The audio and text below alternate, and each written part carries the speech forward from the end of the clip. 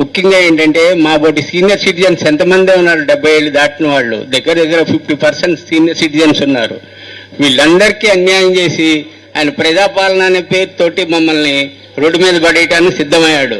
మేము 11 సంవత్సరాలు ఇక్కడ ఉండబట్టి నేను ప్రైవేట్ ఉద్యోగం చేసుకుంటూ 4 పిల్లల్ని చదివించి పెళ్లిళ్ళు చేసి వాళ్ళు దూర దూర ప్రాంతాల్లో బ్రతకడానికి ఉన్నారు. నేను నా భార్య పుట్టిన అనారోగ్య కారణాలు ఉన్నాయి మాకు. మేము మాకు ఇక్కడ ఏంటంటే అందరూ సహకరిస్తారు. ఇది 425 కుటుంబాలు కావు, ఎంపీఆర్ కుటుంబం. ఈ ఎంపీఆర్ కుటుంబంలో అందరం కలిసి ఎంతో ఉత్సాహంగా ఉల్లాసంగా ఎవరికి ఏ కష్టం వచ్చినా అందరం ఒక దగ్గర చేరి వాళ్ళ కష్ట సుఖాలను పంచుకుంటాం. ప్రతి పూజా కార్యక్రమంలో ప్రతి సాంస్కృతిక కార్యక్రమంలో మేము పాల్గొని అందరం ఒక కుటుంబ సభ్యులుగా బ్రతుకుతాం ఇక్కడ. అటువంటి మమ్మల్ని రోడ్డున పడేసి ఆయన సాధించేది ఏంటో మాకు తెలియటం లేదు.